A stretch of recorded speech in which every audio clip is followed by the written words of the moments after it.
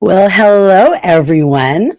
I hope everybody's doing well. How's your Monday going? It's a nice sunny day here in Montreal. I'm happy to see all of you, and I want to welcome everybody that is here in the recorded version after. So live here on LinkedIn and on YouTube, and for the recording, welcome to my LinkedIn Live Masterclass, where I will introduce to you Connection Quebec's CQ3, which is our signature framework, brand, map, and engage. So it's a simple yet powerful framework to master your advocacy efforts and make a real impact. So you are in the right place. If any of the following applies to you, you run a not-for-profit or a community organization here in Quebec or elsewhere in Canada. Strategy works for elsewhere too. You engage stakeholders, or you are trying to influence government funding or policy. So you are in the right place. So we are going to spend the next 30 minutes or so. We're going to learn how to clarify your advocacy brand for stronger messaging. We're going to learn how to strategically map your stakeholders for greater impact. You're going to learn to engage with decision makers using strategies and tactics that work. So before we get started, I would suggest, if you have not done so already, you go to Connection Quebec Public Affairs and you download. This is a fillable stakeholder map that I've created for today. So basically, it's a stakeholder map that we're going to use in the second section of the training. And we will be filling that as we go. So you grab it and we will start to fill it in part two. So then, in the section part, we're going to have a little bit of a deeper dive into Connection Quebec Public Affairs Signature CQ3 MAP Public Affairs Training. That's at the end of the thing. But a little bit of housekeeping first while you grab your stakeholder map. Donc, cette session va dérouler en anglais. Mais si vous avez des questions en français, gardez-les jusqu'à la fin, puis je vais les répondre en français. If you have questions, keep them in the end. I'll answer them in English and in French. This CQ3 framework was developed to address shortcomings I saw in the not-for-profit sector when I was doing government relations for a major English language lobby. So I developed this framework as a solution to that problem. So basically, it was addressing the Anglo sector. That's why it's happening in English. But I can also talk about CQ3 in French at another time if requested, no problem. So you got your map, and let's get going. We'll start with your brand and crafting your advocacy identity. So solid advocacy doesn't happen by accident. You need, if you're doing advocacy without a brand identity, without an advocacy identity, it's like shouting into the void. So basically what you have to do is you have to align your message with your mission. If your message is not aligned with your mission, it's not going to resonate with decision makers. If it is aligned with your mission, it's going to make people stand up and take notice, and it's going to help you in lots of different ways. So your organizational brand is more than your logo and slogans. It's how people feel about you. Now, hopefully how they feel about you is good. Now, this is going to be really, really key. So what do you do? Why do you do it? And who do you do it for? Those three things are going to be key in crafting your advocacy identity and your brand that you're going to be using for your stakeholder engagement. So this is something that's really, really important. If you have a solid brand, you're going to have much better luck obtaining good advocacy results. Now, obviously, I'm speaking in Quebec and for not-for-profits in Quebec. Now, we have discretionary funding that's available to community organizations. Discretionary funding, you don't even have to apply for it from your riding office. So if your M&A knows who you are and they know what good work you're doing, your chances of getting that discretionary funding go way up. So that's why really, really, really nailing that message down on what you do, who you do it for, why you do it, that's going to be really key. So to get that message nailed. So I have built in some challenges to this live. So here's challenge number 1. You can either write it in the comments. I can see the comments here.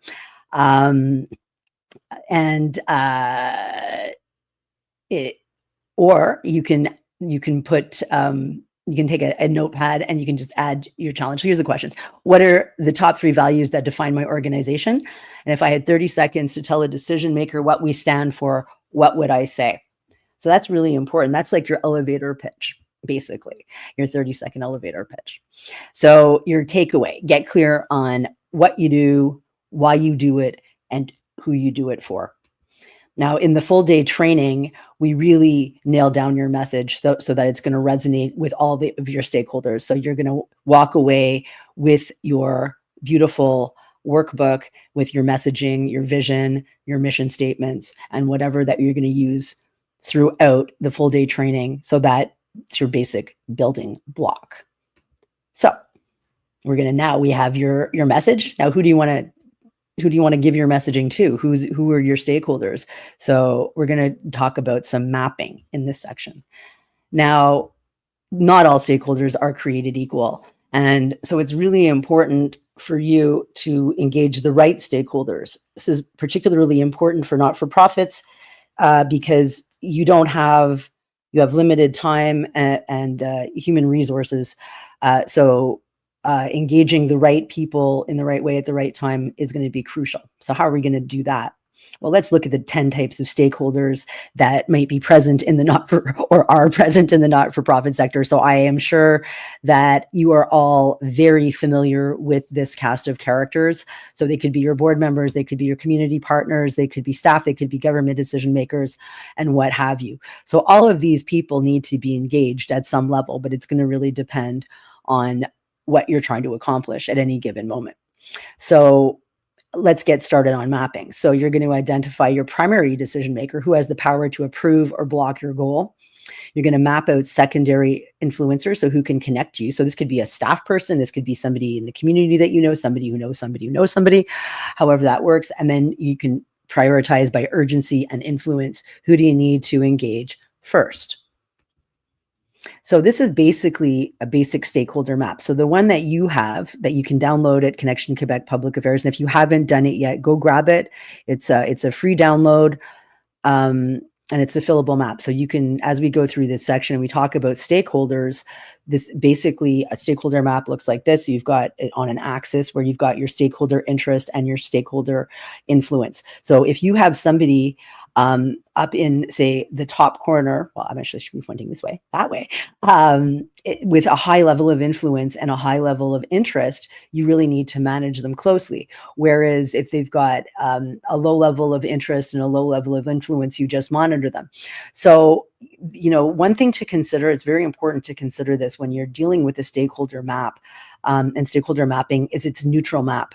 So don't just plot your champions and the people that are supporting it. If you have, and I dearly hope you don't have opponents to your not-for-profit projects, but you never know, or somebody who could be competing for the same funding as you or whatever it is, they need to find their way onto your stakeholder map. So for example, I'd use somebody with a high level of interest and a high level of influence, somebody who's opposed to something, and they have, let's say, a huge social media following or perhaps a podcast following or whatever. You really need to manage and monitor them very closely to know what they're doing, because they could really put the spokes in the wheels of your project. So here's challenge number 2.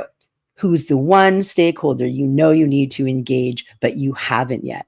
Now you can either drop the initials, the comments into the comment section, into the chat, or what you can do is you can just write it on your notepad, and then you'll keep that in mind, and then go to engage. But don't engage them until we've gone to the next section yet, because you want to engage them properly. So your key takeaway when you're mapping stakeholders is that it can reveal new opportunities. So when you've mapped out all those stakeholders and you've done like a brain dump, now what in your map that you have, that workable map, you can just dump all your stakeholders, then you can move them around. But what you might find is new opportunities. So this could be new opportunities for collaboration. This could be new opportunities for funding. This could be new opportunities for almost anything. But, sometimes mapping out everybody and all the different players, it will create, it'll create ideas, and you will be able to identify new opportunities that probably hadn't been evident to you before. So in the full day CQ3 MAP, part of your massive action plan is obviously creating a detailed stakeholder map that's specific to your organization. So you've got also me coaching you, and I've got my 30,000 foot view of the funding and policy landscape in Quebec, and you've got me coaching you through this. So I could help you to identify new opportunities. For example, a CAQ government official mentioned a couple of years ago that English language organizations are leaving $60 to $70 million on the table in social and community funding. Now, we know that I don't have any of those organizations present today, but are you one of those ones? Are you aware of all of the funding opportunities that are out there? Well, I'm aware of probably a good portion of them. So that's something that we will be looking at in the full day training,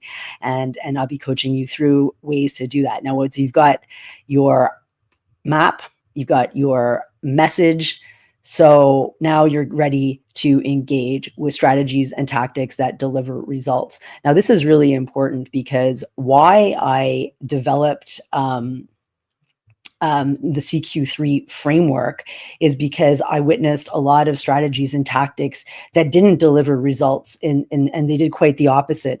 So you've got lots of different stakeholders out there, but they have to be engaged.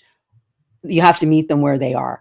So basically, your message is going to have to be honed to who you're approaching.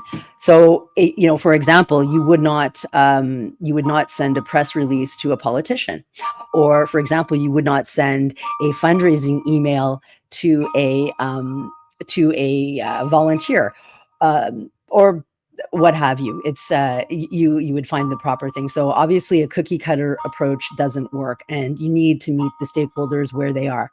So if your stakeholders, for example, are they might respond better to different approaches. So you need to really know your stakeholders, and you need to know what you want from them and what they best respond to be able to do so. So here is a simple CQ3 engagement checklist.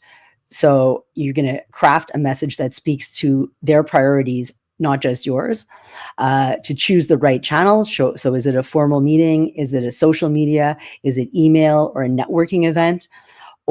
And you're always going to follow up with value. So what's in it for them?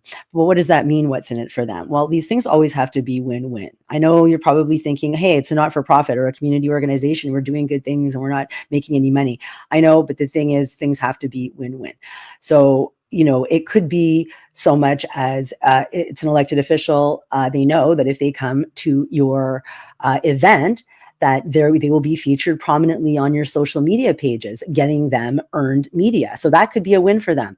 Another win, it might look like, rather than sending a generic email to try to raise awareness, maybe provide some key data points to elected officials, say critics, ministers, what have you, that can align with government priorities or whatever, and strengthens their case. So that's something that could be an engagement checklist. So you really want to, use that messaging, your brand, your advocacy brand, and your mission and who you do it for. But it's going to come through in this part. It's going to come through very, very specifically. So here's your challenge number 3. So think of one decision maker you need to engage. If you had 5 minutes with them, what's the one message you'd deliver? Now, 5 minutes is actually a long time to have. It's considerably longer than an elevator pitch. So what is the one message you would deliver, and what is your goal? What is your takeaway? And what could the win look like for them? So we're not going to take 5 minutes here, but do take 5 minutes maybe after and think about it, what you would do. Practice that 5 minutes with that decision maker and delivering that finely honed message. So your key takeaway from this engage session should be that you adjust your engagement strategies and tactics to meet the stakeholder where they are. I just want to take a quick note about your engagement. When you're engaging with stakeholders, I'm talking to a not-for-profit and community sector group here, but if you have, if you're doing any federal work, you might want to check. You have lobbying requirements if you're lobbying federal officials. This is not so applicable at the not-for-profit sector in Quebec if you're lobbying provincial or municipal ones, but really do your homework. If you're representing somebody, the laws are different and the laws apply to you. So if you have any questions about this, please don't hesitate to ask. You can send me a DM or you can give me a call. I'm always around to answer questions about this because nobody wants to run afoul of the lobbying commissioner. That would not be good.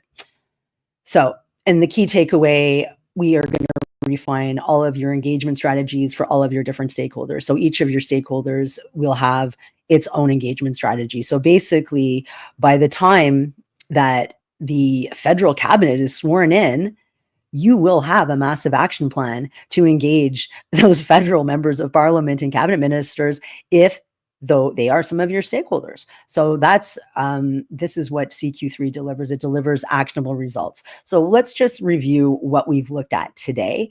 So we've looked at the CQ3 framework, which is brand to align your message with your mission, to map and identify and prioritize your key stakeholders, and engage to build relationships that lead to action, because that's really what you want. You want to make sure that you're engaging the right stakeholders so that they can move the needle and that you can advance on your way. So now we're going to take a deeper dive. So if you think that you would like to take a deeper dive into CQ3, I would like to take a deeper dive with you, and I'm going to tell you a little bit about it now.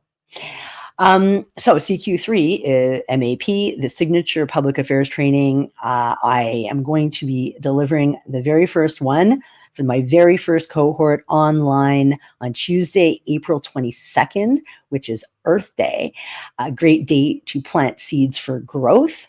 So basically what it is it's a full day training. So it's broken down into 3 workshop sessions where we work through the concepts, and then we do brainstorming at the end, coached brainstorming with me at the end of each of the workshops to work on your fillable workbook. So what I'm offering for this is 3 for the price of 1, because for the brainstorming session, I would welcome 3 participants per organization. So this could be members of your staff, this could be members of your board, that would benefit from the training, and that will help to advance whatever it is that you want to advance. So if you sign up early, you get the CQ3 training, and then you get the Public Affairs Power Pack, which has not yet dropped on the market, but it's a very cool digital product. So what it is, it's essentially your advocacy, government relations strategy from A to Z. So you've got your strategic roadmap, you've got your impact brief builder, you've got your campaign success tracker, and you've got your stakeholder engagement system. So basically this is a 20-page worksheet with all of these elements in it, and it's a fillable PDF. It's a digital download. It's not yet on the market. It's going to drop on the market in both English and in French next week. But as an early bird special, I am going to offer it to you with CQ3. So if you buy CQ3 through April 13th for the early bird special, you get both the CQ3 training, the full day training, and the Public Affairs Power Pack, which will really, really, really amplify your efforts. It'll keep all your stuff organized. Normally this would be a $745 for $595. That's for the training, and the Public Affairs Power Pack is a $99 value, so I'm adding that for free. So this early bird pricing will run through April 13th. If you have any questions, you can check this out. You can get more information about this at Connection Quebec Public Affairs CQ3. Just to let you know, Squarespace didn't want to take tax today. So the price on the website is including GST and QST. So don't be alarmed if you see that, but that's only because I do have to charge tax, unfortunately. But if you want to participate, you can go to register. You can go to Connection Quebec CQ3, or you can DM me to secure your spot, because I know that not all not-for-profits, we can talk about alternate payment methods, check, direct deposit, what have you. So like I said, I'm welcoming groups of 3 per organization on April 22nd to CQ3. This will be the beginning cohort. I really hope that you have added some value to your day. I hope you've learned a little bit. And if you want to take a deeper dive, please don't hesitate. Register for CQ3 or drop me a DM to know about more information about it. If you have any questions, you can ask your questions now. I will take questions on both the full day training and on the anything that we learned in the masterclass. So the brand, map, and engage. I will also monitor the questions and comments in the live after, because I know that often people are watching this. So thank you for your attention today. I wish you a very, very happy Monday and a great rest of the week. And I look forward to seeing you on April 22nd at CQ3 Masterclass, when you will leave with a massive action plan to engage that government. You will have it before they're even elected. So have a good afternoon and see you soon.